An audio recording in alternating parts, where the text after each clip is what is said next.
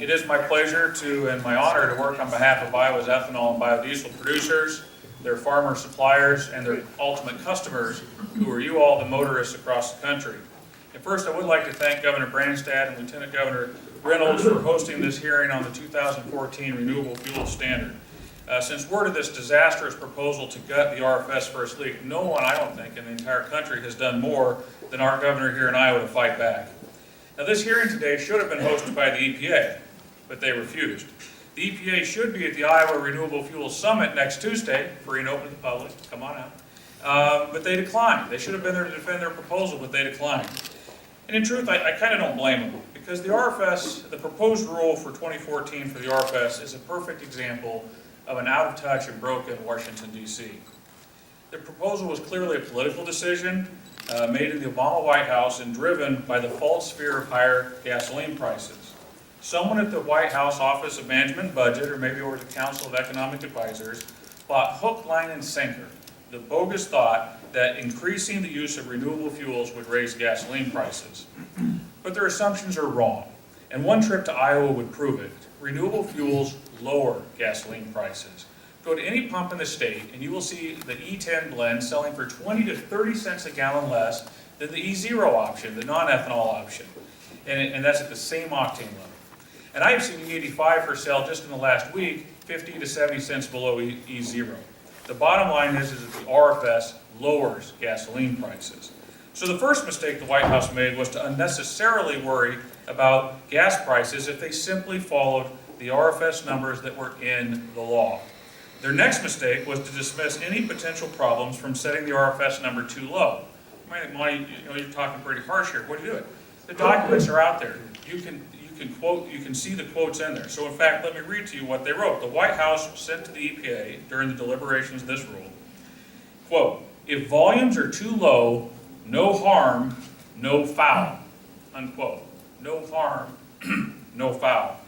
And yet today, I wake up, I go to get some E85 in my flex fuel vehicle, and I walk in to buy some orange juice, and here's the headline I'm greeted with: biodiesel plants idled. A possible cut to the renewable fuel standard leaves many Iowa companies sitting still or reducing production while politicians fight over the mandate. No harm, no foul, I think not. As a guy who grew up in southwest Iowa, I'm used to folks from the East Coast thinking of Iowa as flyover country, but I got to tell you that statement was truly out of touch, even for folks in Washington, D.C. From the day this proposed rule was leaked, even before it was an official proposed rule, the price of corn has plummeted. Then farmers, working through very difficult conditions with the weather, pulled in a record U.S. harvest corn crop, and the price went down again. And in fact, most of the farmers I talked to today say that the price of corn is below the cost of production. Now think about this for a minute. The American farmers stepped up to the plate to help D.C. solve its spending problems by agreeing to radical changes to our Farm Bill programs that cut billions out of the proposed Farm Bill that's pending in Washington, D.C. And they did it because they felt confident in farming for the market because of the IRFS. Now, after stripping the traditional farm safety net programs out of the pending Farm Bill, the Obama administration is proposing to pull the market-based rug out from underneath our farmers as well. Today, the price of corn is at or below the cost of production, and we'll be headed toward another farm crisis if this goes forward. Ethanol is cleaner and cheaper and higher octane than petroleum gasoline. Maintaining a robust IRFS as called for under the law will leverage additional consumer access to higher ethanol blends like E15 and E85. The enhanced consumer options at the pump would increase market competition and provide lower cost to consumers. Now, the third mistake the administration made was the intentional use, get this, the intentional use of old and outdated data regarding biodiesel feedstocks such as soybean oil. Despite being told repeatedly before the proposed rule came out that they were using inaccurate old data, the EPA based the proposed numbers for biodiesel for 2014 and 2015 on 2011 data. Well, the world has changed a lot since 2011. Soybean production is up, soybean oil prices are down, and that new and up-to-date data was supplied to the EPA before they rolled this out. But they chose to use the wrong data in order to justify their equally wrong proposed biodiesel number.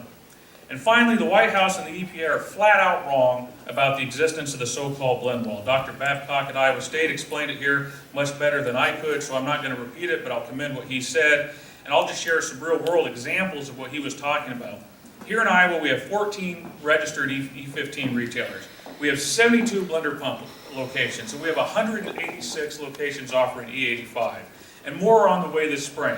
In fact, we have Murphy USA, one of the largest retailers in the U.S., is bringing 7 E15 stations to Iowa. They're going to be very big, large volume stations, and I think that's just the tip of the iceberg. Now, what do all those stations have in common? In each case, those stations are selling more ethanol than is required under the RFS numbers and the law. So what we have here, as Dr. Babcock talked about, is not a situation where you can't sell enough ethanol. It's a situation where consumers aren't given the chance to buy enough ethanol. And the RFS is supposed to change that. So in closing, the proposed rule is a step backwards for fuel choice and market competition. We're at a crossroads where we have a chance to end a 100-year monopoly by oil. And the domestic renewable fuels have faced an uphill battle since 1913 when the first oil tax subsidies went into place. The mountain got higher to climb in 1977 when Congress enacted a 100% petroleum mandate bill in 1977. We've gotten that lowered down to today to only 85% petroleum mandate. The RFS is supposed to crack that further to give the consumers the choices at the pump they want. Look, if you want to go out to a pump and pay 20 to 30 cents more for E0, be my guest. That's fine. I don't care. But I want the choice to pay 10 cents less for E15 or 70 cents or $1 less for E85. That is what we should put in front of consumers. So the decision is clearly in President Obama's hands. This bad proposal started in the White House, and it can end there as well. All he has to do is pick up the phone and tell the EPA to stick with the law, to uphold congressional intent, and because the data is clearly there to support that decision. So on behalf of 10,000 Iowans who are directly employed by or invested in Iowa's ethanol and biodiesel plants, I call upon President Obama today to pick up that phone and to do the right thing for Iowa and America, to do what he promised us he would do when he was here in Iowa, and that is to not mess with the RFS. Thank you.